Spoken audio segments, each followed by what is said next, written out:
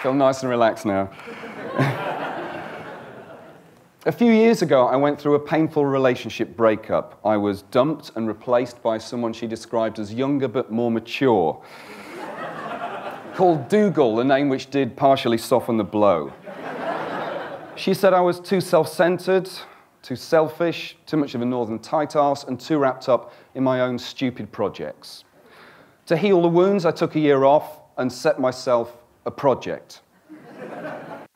Part of the inspiration for the project was this Christmas wrapping paper designed by Victoria Beckham in our esteemed lifestyle magazine known as The Guardian newspaper.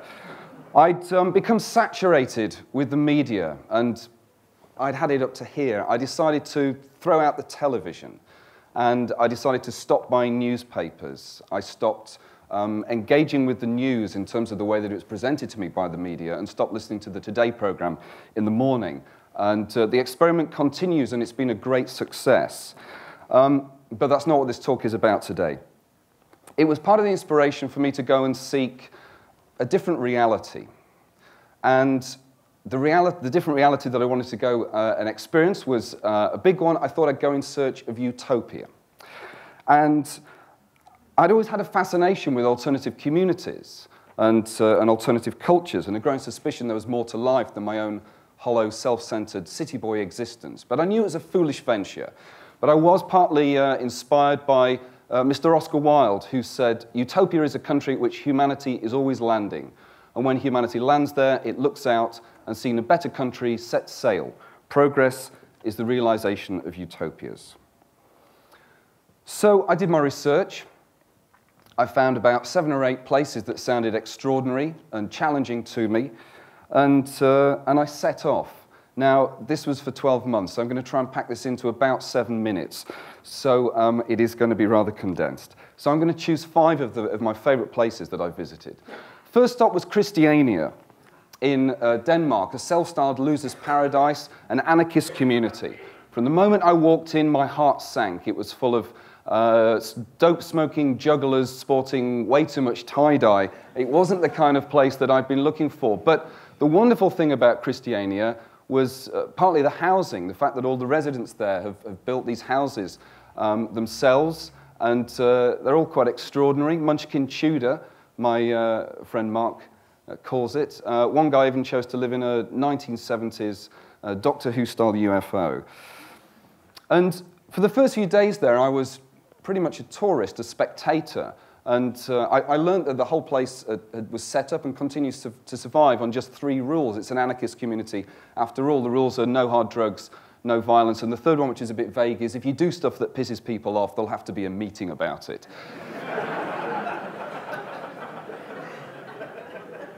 After a few days of feeling a bit of a loose end, I was introduced to this guy, Emmerich, and Emmerich was building a new kitchen in his house. But he wasn't going to bring in the professionals. He didn't need to. He lived in a community. He would ask his neighbors, and he would ask his friends. And I volunteered to help as well. I was keen to have something to do, get my hands dirty there. And so for a week we did some pretty hard labor. And that was my favorite time in Christiania.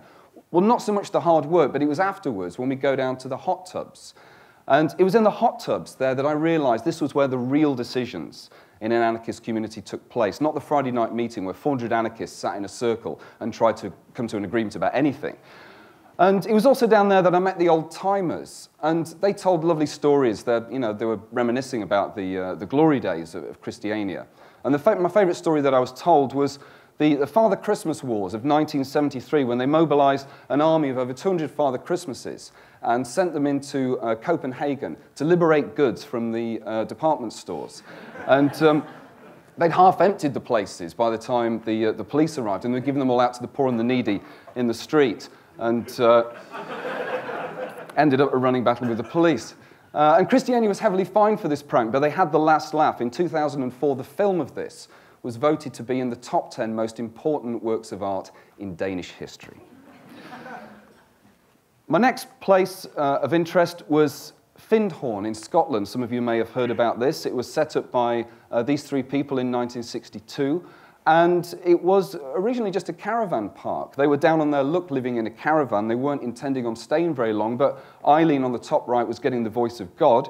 She couldn't tune in very clearly to the voice of God, 6 of them in one caravan, all very noisy, next to an RAF base up there.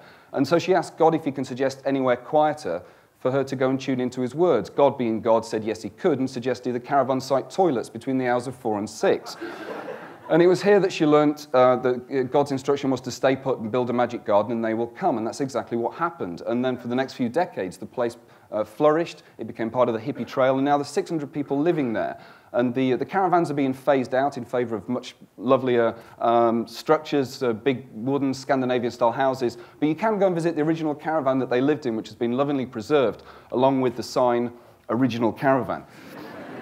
Now, the horrors of Findhorn for me were stuff like this: spiritual healing for your pets, forlorn-looking dogs sitting on a bed surrounded by soft toys, and people driving around with these angel stickers in their cars, angels at work, never drive faster than your angels can fly. And I remember saying to one of the residents, I've got to admit, the whole angel thing, because they draw little angels on all of their paperwork and everything, the whole angel thing here at Findhorn just, it turns my stomach. I can't get on with this kind of stuff. And she said to me, it's just a fucking metaphor, get over it. And I realised I probably could. The highlight of Findhorn for me was these people. I'd signed up to a thing called Experience Week. And at the beginning of the week, all of these people were complete strangers. I thought I had nothing in common with them. It was going to be a long time. The week was going to drag. But in fact, the opposite. By the end of the week, my relationship with these people was extraordinary, just through the activities that we did together, the times we shared, the stories that we shared, and particularly communal meals. I rekindled a love of communal meals. I don't think I'd experienced it since school time or college time. And sitting there with people from all over the world, having inspiring conversations, and also the washing up as well. I discovered that washing up can be fun if done with 6 people in a kitchen, and you're all sharing jokes and stories. And I wish I'd known that before my relationship breakup. It might have saved it. And it was in Findhorn, behind the Universal Hall, that I discovered some hot tubs. And it was down there that I encouraged my Experience Week group to come and join me. And it was there that not just the stories and the jokes, but also the harrowing life experiences came out as well. And so a lot of very deep and compassionate sharing took place as we wallowed in the healing waters, talking to each other. And at the end of the week, the hugs and the compassion that took place between all of these people in the Experience Week group was really heartfelt. And I had a profound change as a consequence of this. And the third place that I wanted to tell you about, which was by far the most extraordinary, is Damanhur in Italy. And I had a similar setup there. I was in a place called a Nucleo, which is their communal houses. I spent a month there with these people, and all I can say is a very similar experience to Findhorn. They now feel like an extended family. As for Damanhur's people themselves, this is salamander olive on the left, and this is hobbit watercress on the right. Everyone in Damanhur is named after a plant and an animal. The favourite people that I met were swordfish banana and sponge strawberry. They all sound like Delia Smith recipes. They also claim to have taught plants to play music. And this was a 7-inch single released by Heli, a rubber plant, on Horus Records. It didn't do very well in the charts in Italy, but Heli did do a tour of the pubs and clubs of Europe a few years ago, and I did get a chance to jam with Heli. Here she is. She's wired up to, you can't see, she's wired up to a keyboard. I jammed along on keyboard as well. For those who are interested in such things, she seemed to favour A-minor sevenths. The most extraordinary claim of Damanhur is the Temples of Mankind. It's the world's largest underground temple. I don't know what the competition is like. And it was built in secret over 30 years at night. And down there, the various temple rooms are extraordinary. And some of them also have secret stairways. So you need to know where the button is on the wall, the secret button to press, so that the stairs take you into the next secret chamber. And in that secret chamber, you need to know which stone slab on the wall to press. And when you press the stone slab, the whole wall gives way and you're into the next chamber. A real Indiana Jones setup down there. And their technology is out of Star Trek or Star Wars. Everything fizzes and glows and lights up in a satisfying way, and this stuff is used for healing.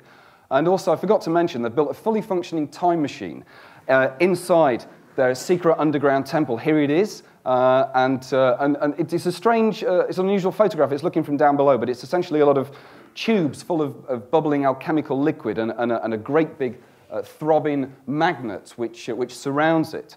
And the instructions for use for the time machine are written in hieroglyphics on the side in the walls in this room. But if you can't read that, get hold of a copy of the Kindred Spirit magazine's time travel special, where you can discover how time travel works. And also in there is an interview with Gorilla Eucalyptus, who was their main time traveler.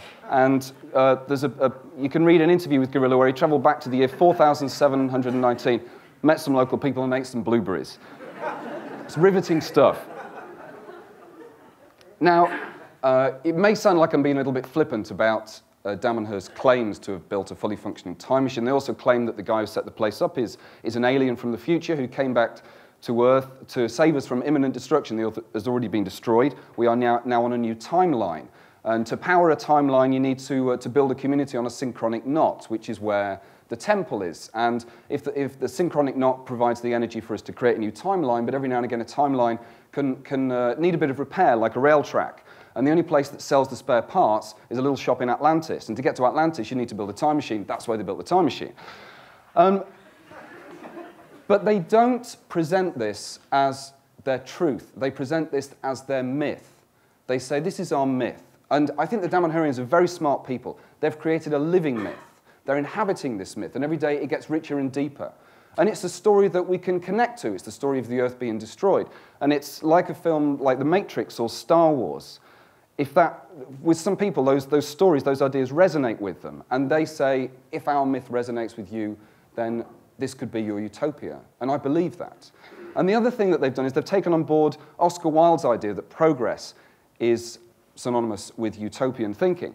And so they've set a challenge. Anyone who becomes a little too set in their ways in Damanhur is set a challenge by the game of life. As you could get a knock on your door, you've got to be out of your house for the next 6 months, and you have to do something like building a village of tree houses, which they have there as well, which are extraordinary. They also claim to be communicating with the trees on an intelligent level, and I did ask if the trees had if they had any information for us that needed passing on from the trees, and they do, so I'm going to present it here, and that is the trees have kindly asked if humans would stop hugging them. They don't like it. Esalen Hot Springs in California. I headed over to America, and I found my paradise. They've got hot tubs there that are perched on the cliffs overlooking the Pacific Ocean. You can sit in those hot tubs morning, noon, and night and watch dolphins and otters. There are giant redwoods, butterflies, hummingbirds there. And in those hot tubs, I had inspiring conversations with heads of state. I met brain surgeons, and on one occasion, I met half the cast of Buffy the Vampire Slayer. And apparently, Sarah Michelle Gellar's quite hard to work with, but I don't know if that's libelous to say that. And I loved Esalen. I had no desire to leave this place. I really felt like I had found my utopia. And I also became very friendly with this guy called Hecase, who had lived there since the 1950s, remembers playing table tennis with Henry Miller. And he took us for walks in the redwoods and told stories about pretty much every tree and every plant, all the animals there he had stories for. And he recognized my reluctance to go. And one evening we're sitting in the hot tubs, and Hecase says, this is my paradise, David. This is where I was born. This is utopia for me, but your utopia is at home. He said, go home and make utopia there. I'll tell you my gum wrapper theory. You're walking in the woods, you see a gum wrapper on the floor, you pick it up. You don't have to be holy, you just become an example. And he said, anyway, don't stay here too long, or you'll end up like half the old bastards who built the place and used to teach here. And I said, why? What happened? And he said, well, look around you, all of this beauty, can't you guess? They drank themselves to death. My final place was Arcosanti, which is in the Arizona desert. And Arcosanti was set up by a man called Paolo Soleri. And Paolo Soleri had this vision for a new way of building our cities, in America at least, to build them on marginal land, to build them where no cars were needed because everything would be in walking distance. And the optimum size of the city would be 5,000 people. Take care of the problems in our cities, he said, and the environment will take care of itself. and I was rather inspired by his books and his ideas. So I visited Arcosanti, and it's kind of a cross between a 1960s college campus and a set from Logan's Run. And I think when they began to build it in the early 60s, concrete was quite fashionable, but nowadays it does feel very dated. These are the one-person apartments that people live in there. And I also realized that the place had very little building work going on and very little been built in the last 20 years. Arcosanti is broke. And the reason for this, bafflingly, is that all of the money generated for this, the building of this city comes from the sale of bronze bells, which are designed exclusively by Paolo Soleri and sold in their gift shop. And I think what had happened was that he'd become a bit of an overlord in the city and had created a stranglehold on Arcosanti, which was a shame. But despite this, his ideas still resonated with me. He said the city designed for human intercourse and discourse is our appropriate habitat. And that struck a chord with me, that I really was a city boy at heart. After this, I headed out into America, and it was here, I think, in Death Valley at the Devil's Golf Course that I really started to feel homesick, and I decided to pack my bags and come back to Brighton. Now, I returned home with Soleri's words ringing in my ears. The city designed for human intercourse and discourse is our appropriate habitat. And I didn't want to build a utopia out there. I realized that I wanted to make some changes here in Brighton, because I love Brighton and I love where I live in Hanover. And the thing that had really been important to me was the connections I'd made with the people. And it was those inspiring conversations. It was those connections. It was the sharing that had resonated with me and hopefully taught me to be a little bit less self-centered. And it was also the hot tubs as well that were a real highlight for me too. And I realized that what makes us feel disconnected in our cities is a lot of the self-centered behavior that we indulge in. And this is Brighton after a typical weekend when people come down from London, empty their bins on our beaches, and then go home again. And I realized that we feel disconnected in our cities. And we may be dealing with issues of the environment and pollution, but we've got a long way to go when it comes to loneliness and isolation. And so how ironic it was that I came back after my year's travel to find a poster for an event called a Zakala in my very neighborhood. And Zakala had been set up by a guy called David Burke. And the idea was simple. I think it's a genius idea. Through a poster campaign, he encouraged people to put a chair outside the house one afternoon in Hanover and to sit on it as a way of saying, I'm a friendly neighbor, I live here, come and have a chat. And time was divided between sitting there and meeting and greeting and walking the streets and meeting other people in the neighborhood. It was a great success. It was free. It didn't require any council approval or health and safety approval. It was all done through the goodwill of the people in the neighborhood. He ran a second one. It was equally as successful. And then he left the area. He left Hanover. And then Zakalas were no more. And I'd come back after my year to discover this had gone on, and I'd missed both of the events. And so I had to think about what I could do to contribute something to my neighborhood. And Heke's words came back to me. Heke's from Esalen, who had said, the gum wrapper theory. You see a gum wrapper on the floor, you pick it up, you become an example. And I thought, that's what I would do. So I tracked down David Burke. He'd moved to Lewis.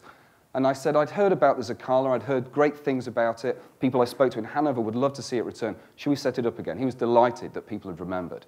And so this time, we started to use social networking. So we used Facebook and Twitter. We found a local magazine that distributes to 3,000 houses, and they were happy to let us put a full-color poster in the magazine, so we got free posters to all of the houses in Hanover. And we strapped a small boy to the roof of a car, gave him a megaphone, and we drove around Hanover, shouting at people, ordering them to come out of their houses, which they did. And people even, this is probably illegal, but they blocked off the street and had a barbecue. One of our speakers later on, Sue Bradley, came with her partner Tim with their rabbits to show everybody in Hanover their pride and joy. And this is my street. This is people from my street. And as a consequence of the food and drink that we brought out and the conversations we had, we now, it may sound small, but it's significant to us, we now have a cat sitting scheme in our street. So We now look after each other's cats. We all have keys for each other's houses to do something as simple as that. We have a box outside one of our neighbours, Simon's house, which collects organic waste. And so that's something that's all shared by the street. We have a little bit of grass in front of us that we all go and have barbecues and picnics on now and again. It's made a change in our street. And hopefully it made a change for lots of other people living in the Hanover neighbourhood. People came out and they played games. Some of them brought half the contents of their living rooms with them. They set up barbecues. Some brought games to play. Someone brought table football here for the neighbours to play with.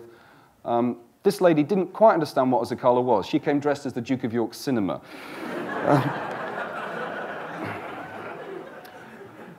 And to me, this is where the progress towards utopia starts. And I'd like to plant a seed here for more Zacalas. I'll certainly be setting up, or we will certainly be setting up another Zacala in Hanover this September, and we hope that other neighbourhoods in Brighton will follow suit. And we'd like to see maybe one day in the future when Brighton is the Zacala city, and it's a model city for the UK, and we maybe have a national holiday that is National Zacala Day. And then we're a model country for the West. And so the whole of the West follows suit. I don't think we need to set this up as an example for the rest of the world. The word Zacala is Mexican. It means open space. We'd be preaching to the converted if we were to tell the Mexicans that they needed to do something like this. But I think in the West, we need some incentives to come and leave our houses and connect more with our neighbours. And this, I think, is a perfect way of doing that. And as for utopia itself, it's a foolish idea, I think, to go on a search for utopia. And the concept was conceived as a satire. It's an impossibility. And yet, I'd like to share with you for the last few minutes my vision of utopia, which would be this: Dr. Bramwell's thermal utopia. Hot tubs and plunge pools down on our seafront. Nudity would be compulsory. The whole thing would be paid for by the ludicrous profits made from parking fines in our town. Admission fee would be cheap as chips for locals, ludicrously expensive for visitors. We'd keep it communal, keep it local. We'd have inspiring conversations with the cross-section of our community. And we'd have town council meetings here once a month, in the nude, obviously. And if you couldn't concentrate on the town council meeting because your mind was on sex, then we don't try and suppress that. It's only natural. We'd have a little room at the back here, the brown room at the back, where people could go and express their carnal desires. Though I must admit, I would pity the poor sod who had to clean it. Thank you very much.